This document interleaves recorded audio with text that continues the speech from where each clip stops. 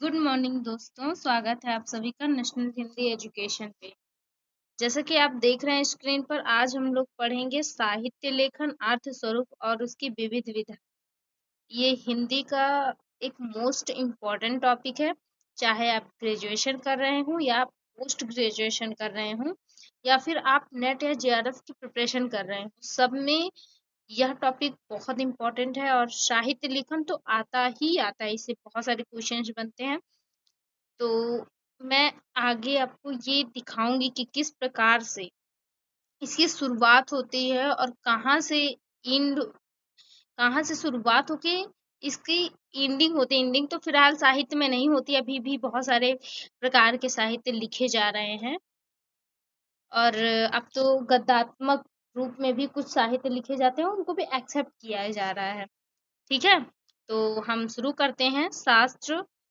शास्त्र का आरंभ सामान्यतः भरत मुनि के नाट्य शास्त्र लगभग प्रथम शताब्दी ईस्वी से माना जाता है। आचार्य भरत से लेकर अब तक के साहित्य शास्त्र के इतिहास को हम सामान्यतः 5 कालों में विभक्त करते हैं। स्थापना काल 5वीं सदी के अंत तक, नव अन्वेषण काल 6वीं सदी से 11वीं सदी तक, संशोधन काल 12वीं सदी से 17वीं सदी तक, पद्यानुवाद 17वीं सदी से 19वीं सदी के मध्य तक, नवोत्थान काल 19वीं सदी के अंतिम चरण से अब तक। देखिए ये सब इम्पोर्टेंट क्यों है, क्योंकि उथली चीजें तो आपको कहीं भी मिल जाएंगी। ऊपर की चीजें या साहित्य लेखन क्या है या फिर कितने प्रकार का होता है, कैसे लिखा जाता है, इसके विषय, इसके स्वरूप क्या होते हैं, उथली चीजें आपको मिल जाएंगी। पर स्टार्टिंग और डीप चीजें हर जगह पर नहीं मिलती है। बहुत सारी बुक से मैंने कलेक्ट करके नोट्स बनाया है, अगर आप पढ़ेंगे तो मेरे ख्याल से आपको बहुत अच्छे से समझ आएगा। चलिए आगे देखते हैं। भरत मुनि ने कालजयी ग्रंथ नाटक शास्त्र में काव्य रस और अभिनय का विस्तृत वर्णन किया है। उनका सबसे प्रमुख श्लोक है विभानुभाव व्यभिचारी संयोग भाद्रश निष्पत्ति। ठीक है, इसके पश्चात भामा ने साहित्य या गद्य पद को समझने के लिए संस्कृत में एक श्लोक दिया। इन्होंने विभानुभाव के भाव को ही क्या बताया, श्लोक देकर बताया कि यही गद्य होता है। ठीक है, पर जो भामा है, भामा ने क्या बताया, उन्होंने कहा कि शब्दार्थो सहितो काव्यम गद्य पद्य चा दिव्यम। शब्दार्थों, शब्द और अर्थ को, जो जिस शब्द का अर्थ निकलता हो और उसको ही उन्होंने क्या कहा, काव्य कहा। काव्य की परिभाषा सब लोग अलग अलग तरीके से दे रहे हैं। शुरुआत में गद्य और पद्य एक ही था इन लोग की दृष्टिकोण में। अर्थ क्या है इसका, चलिए देखते हैं कि शब्द और अर्थ का संगम ही काव्य होता है। इस तरह से भरत मुनि के नाटक शास्त्र भरत मुनि ने लिखा है। ये क्वेश्चन ऑप्शनल के लिए ठीक है। के बाद भामा, फिर दंडी वामन 7वीं शताब्दी में वामन आए थे, आनंद वर्धन 19वीं सदी में, फिर कुंतल व मम्मट 11वीं सदी में। आदि काव्य शास्त्रियों ने साहित्य काव्य की परिभाषा स्पष्ट करने का भरसक प्रयास किया। प्रमुख काव्य शास्त्री और उनके ग्रंथ कौन कौन से हैं आप देखिए। ये ऑप्शनल के लिए जो नेट जेआरएफ की प्रिपरेशन कर रहे होंगे या करेंगे आगे, उनके लिए बहुत ज्यादा इम्पोर्टेंट है।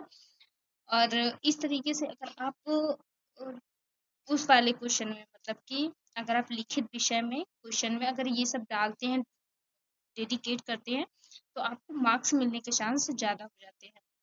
भरत मुनि 2वीं शताब्दी ईसा पूर्व में ये आए थे, इनकी समय काल यही है। और भरत ने इन्होंने लिखा था नाटक शास्त्र। भामा 6वीं शताब्दी में काव्य अलंकार मानते थे। ये दंडी 7वीं शताब्दी में काव्य दर्श।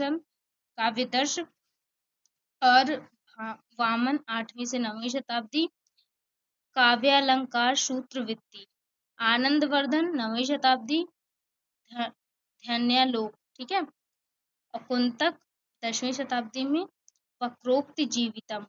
मम्मट 11वीं शताब्दी में काव्य प्रकाश। ये लोग किससे संबंधित है, इस टाइप के क्वेश्चन आते हैं। साहित्य लेखन की शुरुआत कब से हुई, विश्व में साहित्य लेखन की शुरुआत प्राचीन कांस्य युग लगभग 4वीं शताब्दी ईसा पूर्व से सुमेरियन और मिस्र की चित्रलिपि के साथ हुई। जिसके लिखित प्रमाण 2600 ईसा पूर्व के आसपास मिलते हैं। भारतीय संदर्भ में साहित्य लेखन 2800 ईसा पूर्व से शुरू होकर मध्यकालीन और आधुनिक युग तक विकसित हुई। हिंदी साहित्य का वास्तविक लेखन 1000 ईस्वी के आसपास माना जाता है।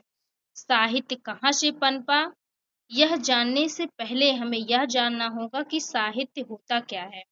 सबसे पहले हमें यह समझ लेना होगा कि साहित्य और साहित्य विषयक अध्ययन में क्या फर्क है। ये दोनों भिन्न क्रियाएं हैं, जिसमें से एक सृजनात्मक है, कला है, तो दूसरी यदि ठीक एक विज्ञान नहीं है तो भी ज्ञान या विद्या का ही एक प्रकार है। इस भेद को मिटाने के लिए कई तर्क दिए गए हैं, जैसे जो व्यक्ति साहित्य न लिखता हो वह उसे समझ नहीं सकता। साहित्य सृजन का अनुभव साहित्य के अध्ययनकर्ता के लिए उपयोगी तो है, फिर भी इनका काम सर्वथा भिन्न है। हम आज की वीडियो यहीं पर रोकते हैं। ये पार्ट 1 है, फिर पार्ट 2 में मिलते हैं अगले वीडियो में। तब तक के लिए अच्छे से पढ़िए और पूरी प्रिपरेशन कीजिए, चीज़ों को समझिए और डीप में जाने का प्रयास कीजिए। अगर आप नेट या जेआरएफ करना चाहते हैं तो आप डीप में पढ़ने की कोशिश कीजिए। बहुत सारे बुक के रेफरेंसेस से ही मैं अपने नोट्स बनाती हूँ। तो अगर आपको मेरी वीडियो अच्छी लगती हो तो लाइक कीजिए, सब्सक्राइब कीजिए और फॉलो कीजिए। Thank you.